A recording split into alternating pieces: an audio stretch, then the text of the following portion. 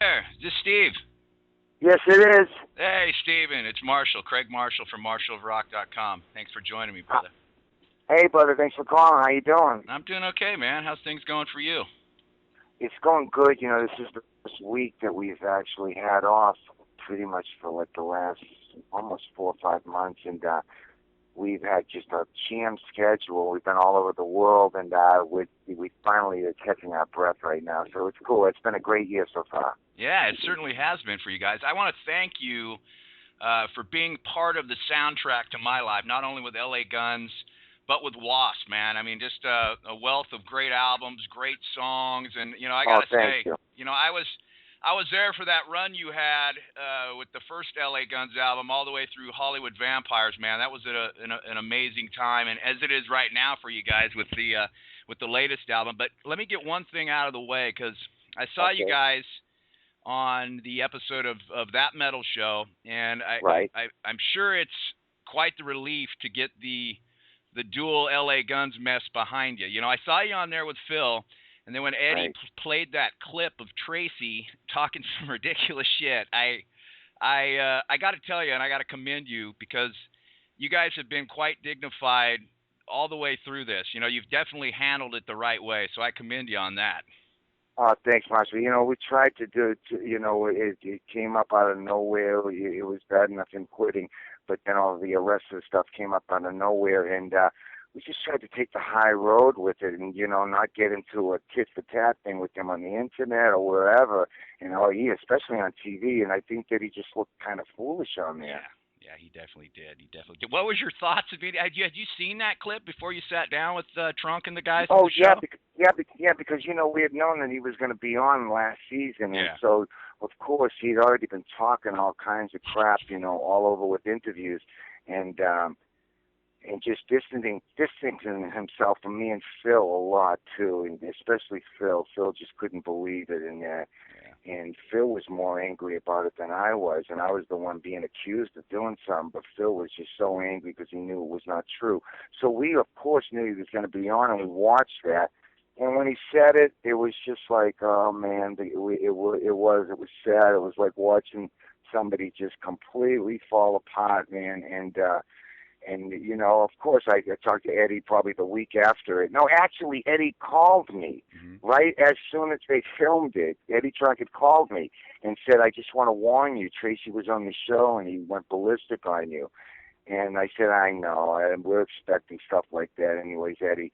He said, "No, he really goes off on you." And so we watched it, and then we just said, "Ed, if you can get us on next season, at least we could maybe tell our side." And by the time we were aired, we he had already given up trying to do LA Guns, and Yeah. that was good enough. But it's been a weird ride with that whole scene. But we I think we did good though. We kept pushing forward. We did a great album with Andy Johns. Yeah, you We've did. been touring nonstop, and going to everywhere where we had to patch up and do a little bit of damage control too, where he's taking bands through there. So we've had a good year, and we're happy with what's happening right now. Yeah, well, even through all that, I saw a recent post on your Facebook page. You guys are still wishing Tracy well. There was some show he was doing in Lancaster, and you guys put a post on your Facebook page basically wishing him well. That's through all that, for you guys to still do that, like I say, I commend you. And speaking of one more thing on Tracy, do you think he really now he's sitting there regretting his actions through all this, especially with the reception you guys have gotten with the new music? Do you think that in the back of his mind he realizes that he effed up and he wishes he was back with you guys? Well, I do, man, because that's what I was saying on that metal show. I was saying that he needed a crutch for making such a bad decision, and the crutch was to start accusing me of doing stuff, and that crutch just goes right along with him probably.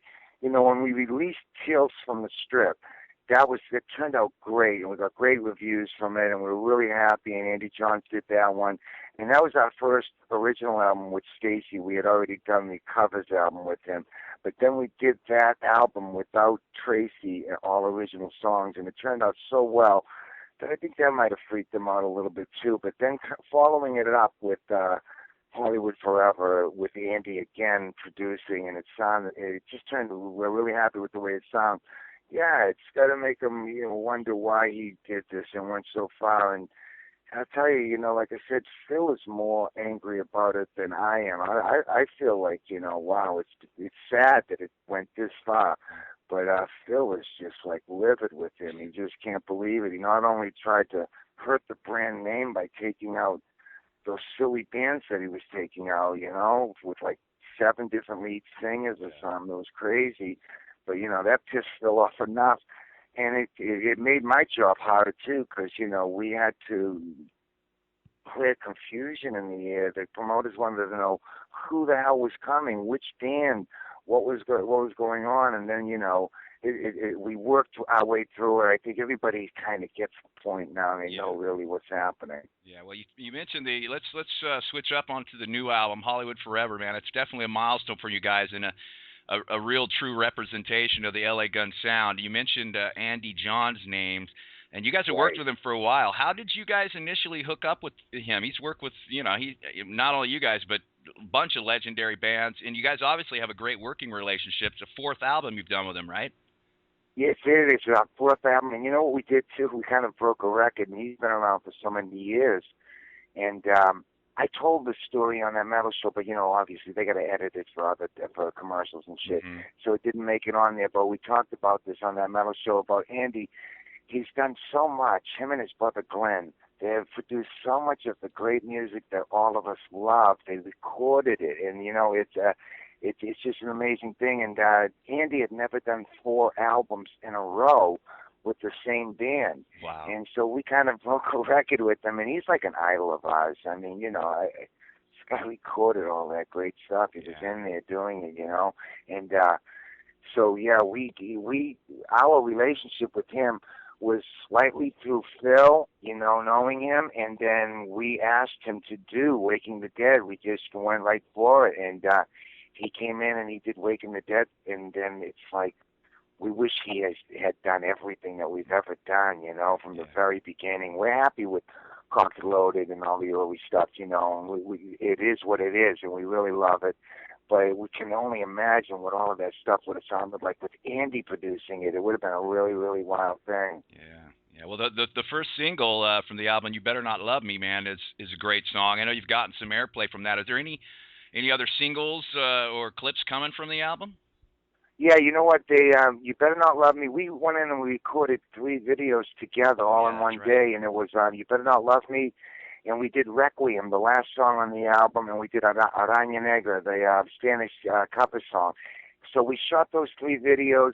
2 of them are for up here, so Cleopatra can use them in North America, and then the Araña Negra one it was purposely targeted also to help us try to break into South America and break into Spain and all Spanish-speaking countries. And it's already doing it because we got 4 shows booked in, I believe it's October, with Queensryche in Mexico, where all the 4 major cities. So we're going to get them to be playing the video down there and everything. So, we're trying, what we're doing, Marcy, we're trying to use any kind of way to help the band now, because it's not an easy thing nowadays. So you got to almost pull every trick out that you can to try to help the band. Yeah, most definitely.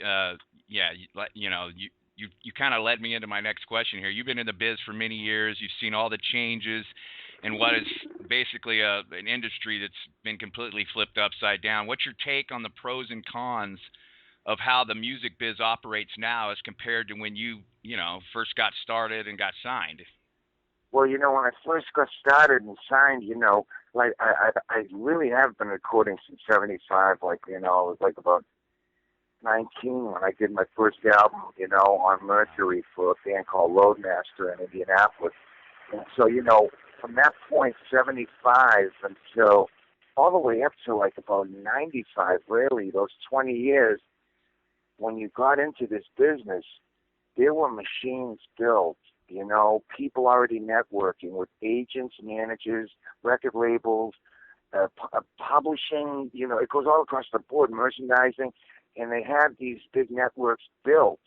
And of course it was a different world because we obviously had all the record companies and the record stores.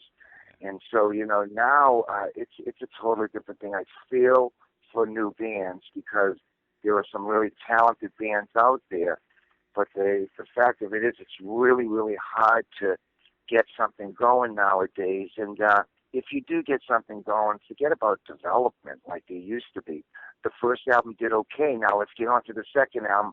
No, you better come out with a really big album, or your second album's not even going to be there nowadays. Yeah. So there's Sad. no more development anymore either. So I just feel for the bands because I felt like L.A. Guns developed from the first album to the second album was a major leap that we took, Yeah. and the label was with us. And then we took even another bold leap doing Hollywood Vampires and expanding our sound a little bit more. And the label was right with us, and the new bands just don't have that nowadays. So the one thing that they do have that we didn't have, and now we're making use of too, is the internet. You just got to jump in and join in on this thing and use it. And but I really do feel for the young bands nowadays. They got a tough road ahead of them trying to make something happen. Yeah, they certainly do. And you look at the sales across the board. I mean, catalog I sales know. dominate, which is where are the new LA Guns going to come from? The new Zeppelins. Where are those bands going to Right? come from? So yeah, I'm feeling you on It's that. totally brilliant. It's like it's funny because we don't have radio and we don't have TV like we used to. Yeah. But the shows do really well. Everybody's doing well because me and Phil are friends with all the bands out here, and everybody's doing really, really good live and drawing. It's just that the sell is towards a younger crowd, and if everybody understood that right from the beginning, that's always been music's way. It's always pointed to the young and the up and coming, and tried to appeal to that young person's dollar too. So it's always been geared towards young people, music, and it goes in cycles. We were lucky. We came out of it with enough exposure to go all around the world and play a set of material that we wrote and everybody recognizes. So we're really, really lucky because, a lot of bands aren't able to do that. And we don't do any covers when we play live. We just play all our own stuff all over the world. So that's like a big accomplishment in itself. Yeah, yeah. Hey, I got a question for you. What gig or what instance for you that comes to mind that was the moment that you knew either you or the band had quote unquote made it? With LA Guns, Yeah, sure, with LA Guns. yeah, with LA Guns, it was definitely, when we came out, when I joined them, I had just gotten out of W.A.S.P. I mean, like about a month and a half before that. And my last show with W.A.S.P. was headlining Long Beach Arena out here in LA, and it was packed. So that's my last show with W.A.S.P. And I go and join LA Guns, and they've got the deal, and there's this new scene with them and GNR and Faster Pussycat, and I was so busy with W.A.S.P. I never really even recognized this scene happening. We're on the road all the time. And so, I came back, and LA Guns was signed. They had their album done, and they were just still doing clubs. So the point I knew that we made it was when we were on tour with AC/DC the very first year. The band was out in '87, and I knew when we played the Meadowlands in New Jersey that something was happening. We had gotten into third gear. It was like we were moving, and they presented us. It was a funny thing because you want the gold record, and we eventually got it. But Polygram had this big thing with the Beastie Boys, everybody, all kinds of guests, and we had this party at the Meadowlands, and they presented us with these 3/4 gold albums.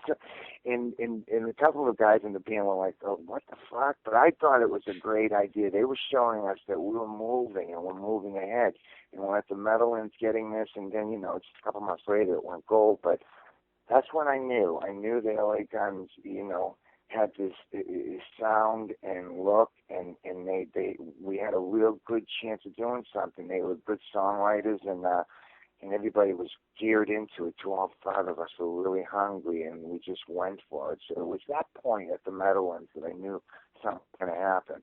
Right on. That's awesome. Hey, you've met and played with so many artists.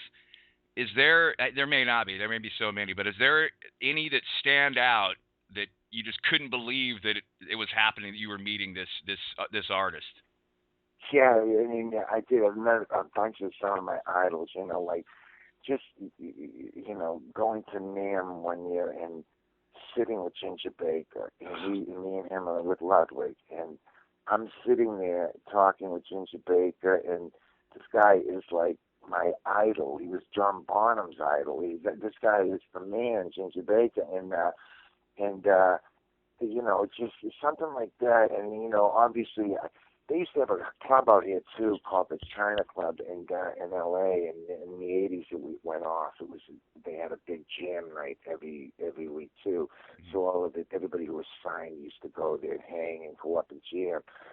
And one night I went there, and it was packed, and I got to get on stage with me slash John Entwistle and Frank Domino from Angel Sing, and I got to do the Spencer Davis song, and it was just a gas. I was up there playing with John Entwistle. Yeah, yeah, that's awesome. And then I look over and Slash is on the other side playing guitar. And Frank and me grew up in Boston together, the singer from Angel. So we were up there just having a gas playing with Slash and Entwistle. It was great. That is awesome. That is awesome. Hey, you played on 3 W.A.S.P albums, toured the world like you mentioned with them multiple times. I know it's the 30th anniversary of W.A.S.P. Are you and Blackie still friends? Yeah, no, I am. I'm friends with all of them. Me and Black hadn't talked for a long time after I was out of W.A.S.P., and we weren't putting each other down or enemies. We were just busy, and he was doing his thing, and I had followed tabs on how the band fell apart too. He finally got rid of everybody. He got rid of Randy, he got rid of me, and then he got rid of Chris, and he broke up a killer fucking band, man. A band that had a lot more to do. And it was like 4 characters in the band. It wasn't just 4 good players. Because he always gets great players in his band. Yeah. But we had some characters. It was like we had something tangible, that it was 4 guys doing 4 separate things, and it was really cool. And, I just wish he hadn't broken that band up. But we did finally talk, because LA Guns did like a small tour with W.A.S.P. about 5 years ago. And that's when me and him talked, and he wanted to make sure that I got the gold albums, that, I was on and all that. And so we're friends again, and we don't talk regularly, but at least I broke the ice. And I've always been really, really close with Chris. I see Chris out here a lot. And I see Randy once in a while, and I'm really good friends with Randy and Chris, and I thought it would have been a great idea, and I would have made time for it too around LA Guns if fucking Blackie had the balls to do a 30th anniversary with the 4 of us. Yeah. And we went and did selected dates, and just everybody, he could still have his W.A.S.P. on the side with his other guys, and I could still do LA Guns, but we went out, the 4 of us, and did some shows, and just like, I thought that would have been a great idea for the 30th anniversary, but Well, I don't I'll think keep it would my ever fingers happen. crossed that could at least happen at a couple gigs, because he has some posts on his site, 30 Years of Thunder, and he's apparently going to be going out on a world tour for the 30th anniversary starting next month. But and you're mentioned in some of those the blog posts that he does for the 30 Years of Thunder. Oh, that's cool. Man, I'd love to see at least when he hits LA, at least you guys reunite for one gig. That would be something really special. Well, I think that is, I would totally be into it, but I think that he has problems with both Randy and Chris. He doesn't speak with either one of them, and he has some really major issues with them, and they have major issues with him too, because both of those guys really got hurt by the way they ended up in W.A.S.P. Neither one of them could catch their breath after that, and both of them have struggled, and they're friends of mine. And they're so talented, Marshall, both of them. They were like one of the best fucking dual lead guitar things around. Because we had the Billy Gibbons type of guy and the Eddie Van Halen type of guy, and it was like a real distinct sound, that early W.A.S.P. When Blackie started playing guitar, that went out the window. There was no dual lead guitars. And you listen to Wild Child, you listen to Blind in Texas. That's Randy playing all that Billy Gibbons shit. Yeah. And that's really, really missed in W.A.S.P right now. And like I said, he gets great musicians, but that's not what it's all about. It's about having like a style, that really melds. And Randy and Chris were like up there with Glenn Tipton and KK.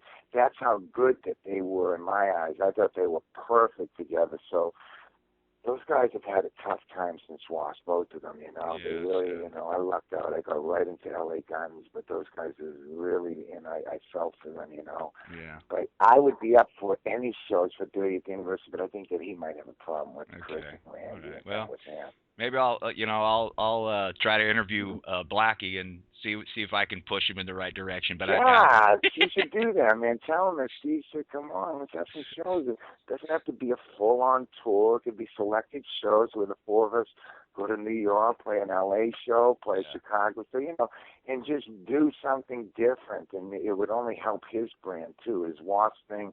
It would help my LA Guns thing. It could be high profile. It would be cool. Yeah, it definitely would be cool. All right, tour dates. I know you mentioned you're going to do a tour with Queensryche. I know you got a few U.S. dates booked as well in September and October, including this gig that I may try to catch here. It's a cancer benefit, breast cancer benefit, Rockin' for the Cure in Ontario, California. I see a lineup of Kix, Warrant, Dawkins, Skid Row, and you guys, along with Lords of Rock, which is a band that Jack Russell and some other guys are going to be a part of.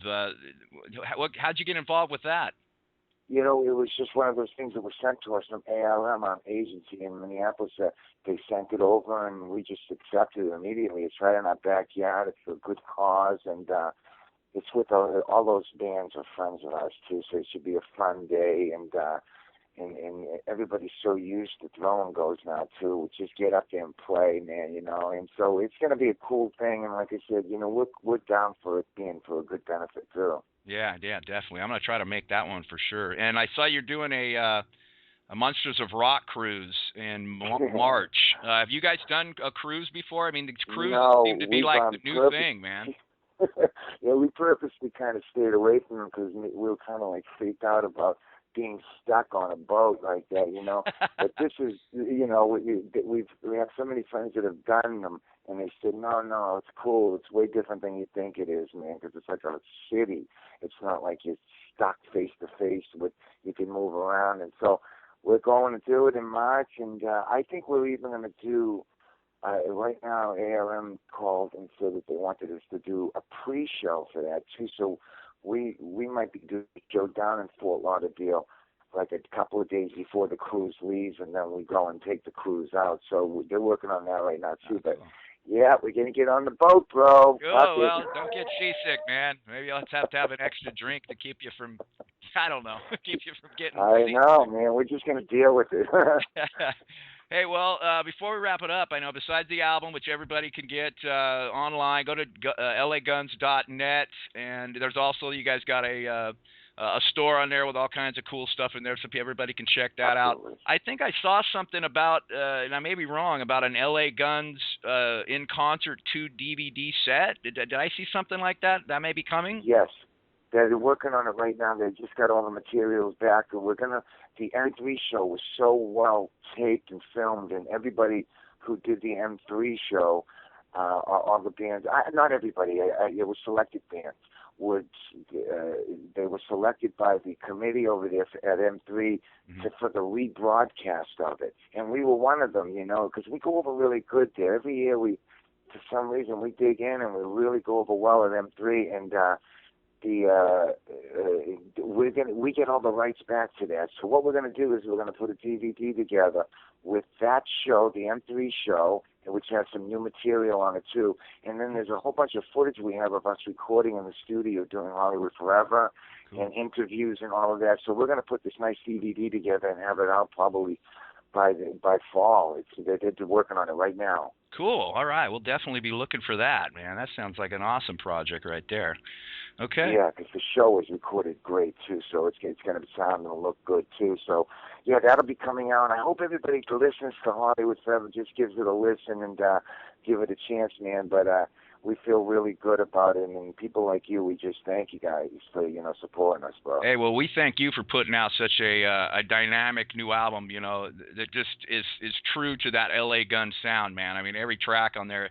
I know it's cliche, but it's all killer and it's no filler, bro. I got to tell you that. Oh, thanks, man. That makes us feel so good, man. And we've been getting that kind of feedback, and it just really makes us feel good because you got to keep doing that. You got to keep recording. I tell you, a lot of bands, friends that we have out here in LA, they'll go for so long without doing any original material. And Phil and I we feel like, we know we're not going to sell what we did sell before, but we still feel like it's good for our own souls.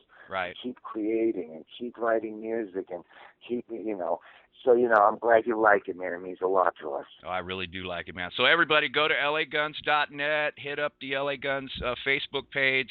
And, hey, one last opportunity. Is there anything else coming up that you want to share with us, Stephen, that the listeners might want to know about? You know what, man?